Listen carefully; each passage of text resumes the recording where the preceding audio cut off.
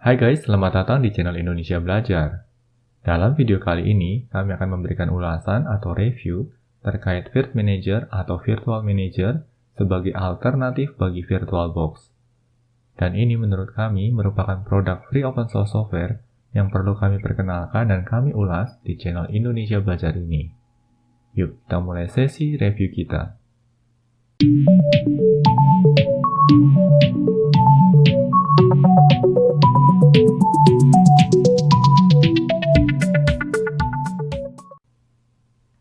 Oh ya guys, sekadar mengingatkan, bagi kalian yang belum subscribe di channel Indonesia Belajar ini, pastikan kalian untuk subscribe dan aktifkan juga tombol loncengnya. Karena di tiap minggunya kami selalu mengupload video-video informatif terbaru terkait dunia IT. Dan bagi kalian yang masih awam dengan istilah FOSS atau Free Open Source Software, kalian bisa menyimak penjelasan terkait FOSS pada video yang pernah kami upload sebelumnya di channel Indonesia Belajar ini. Oke guys, yuk kita mulai sesi review kita. Seperti kalian ketahui, di channel Indonesia Belajar ini, kami juga memberikan panduan instalasi beserta ulasan singkat untuk berbagai distro Linux. Oleh karenanya, tidak jarang kami menerima pertanyaan dari teman-teman terkait aplikasi virtual machine apa yang kami gunakan selama ini. Dan jawabannya adalah VirtualBox. Hanya saja kami pernah mengalami suatu kendala dengan VirtualBox, yang akhirnya mengharuskan kami untuk mulai mencari alternatif lain bagi VirtualBox. Nah, di sini kami menemukan Virt Manager. Dan Virt Manager inilah yang sekarang ini kami gunakan sebagai virtual machine andalan kami saat ini. Virt Manager adalah virtual machine manager yang secara spesifik didesain untuk berjalan di atas Linux. Tetapi beberapa pengembangan telah dilakukan yang akhirnya memungkinkan Virt Manager ini untuk dapat berjalan di atas OpenBSD dan FreeBSD. Sebelum melangkah lebih lanjut, kami mesti menjelaskan prosedur instalasi dari Virt Manager ini. Untuk bisa menggunakan Virt Manager, terdapat beberapa packages yang perlu kita install, yaitu Virt Manager, libvirt, QEMU, dan EBTables. Daftar packages ini akan kami sertakan pada deskripsi video di bawah ini. Kalian bisa melakukan instalasi packages dengan memanfaatkan software manager yang tersedia pada distro Linux yang kalian gunakan. Di sini akan kami demokan dengan memanfaatkan software center milik Solus. Karena kebetulan saat ini kami menggunakan Solus sebagai distro Linux untuk menunjang pekerjaan sehari-hari kami.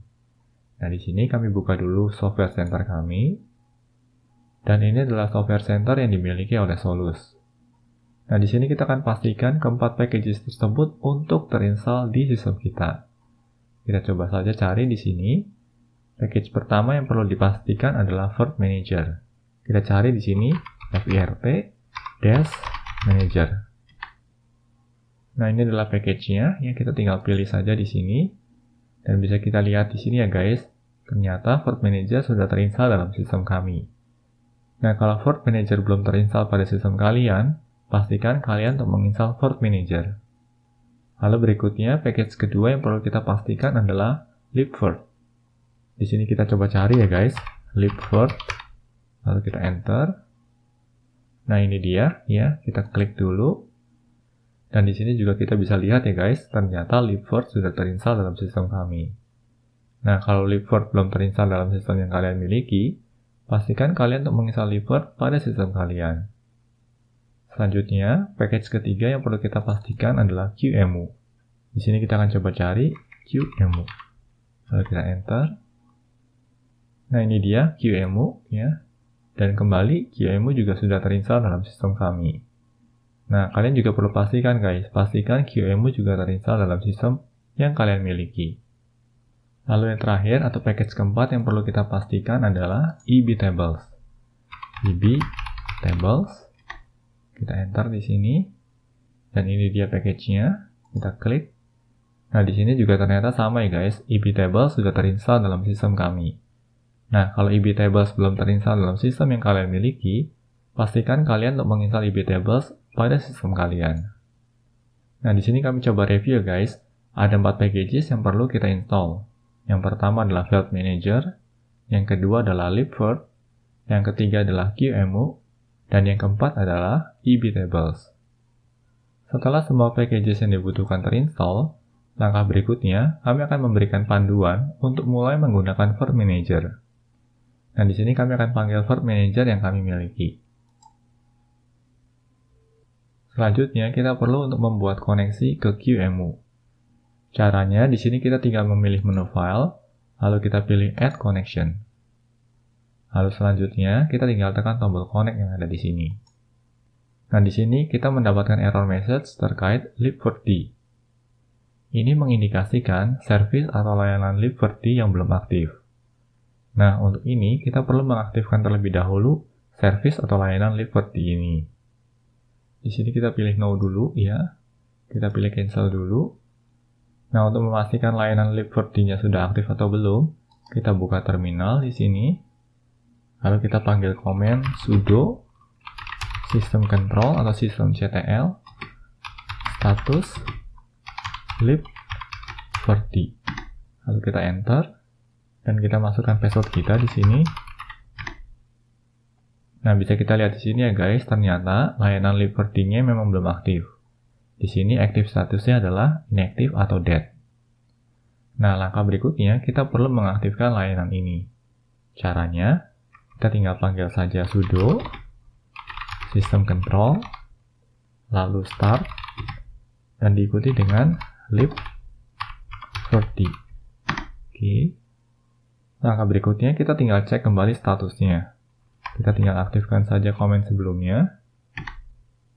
Nah, ini dia. Bisa kelihatan di sini ya guys, statusnya sekarang sudah aktif atau running. Nah, bagi kalian yang menginginkan agar service libvirt ini diaktifkan saat booting, maka kita perlu menyertakan komen berikut ini.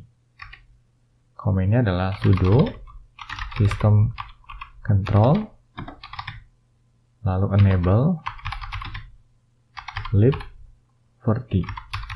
Seperti itu, ya.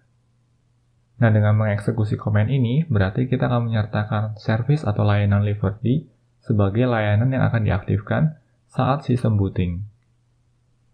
Nah, tetapi untuk kasus kami kali ini, kami tidak ingin menyertakan libvirt sebagai bagian dari proses booting. Oleh karenanya, di sini kami batalkan saja. Nah, setelah service atau layanan libvirt-nya kita jalankan, selanjutnya kita akan coba membuat koneksi ke QEMU. Di sini kita close dulu aja terminalnya. Lalu berikutnya kita coba lagi ya guys. File, Add Connections, lalu kita coba connect di sini. Nah, ini dia. Ya, koneksinya berhasil dan di sini muncul ya QEMU/KVM. Setelah Virt Manager ini terhubung dengan QEMU, selanjutnya kita dapat mulai membuat virtual machine. Di sini kami akan mempersiapkan sebuah virtual machine untuk melakukan demo instalasi MX Linux 19.2 KDE Edition.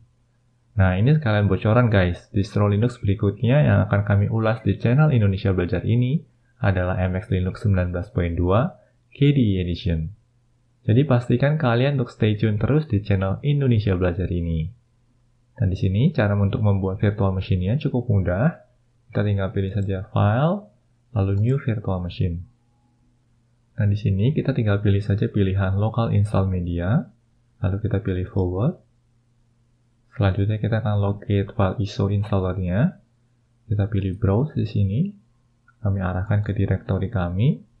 Dan ini dia, yang ini adalah file installer atau file ISO untuk MX Linux 19.2 KDE Edition.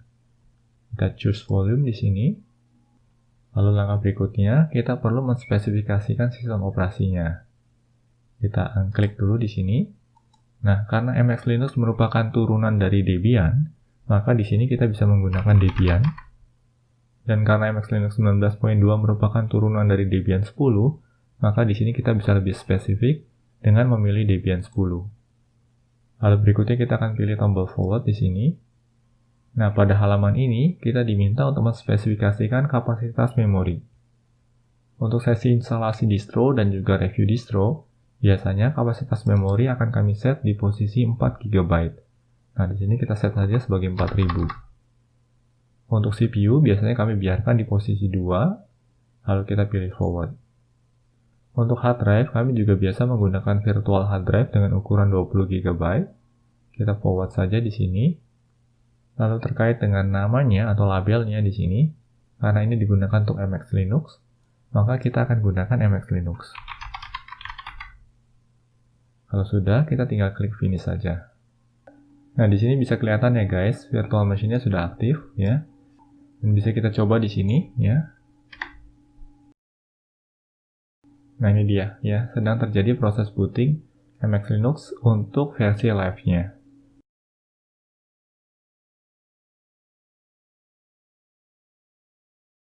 Lalu terkait dengan virtual machine ini ya, kita bisa maximize.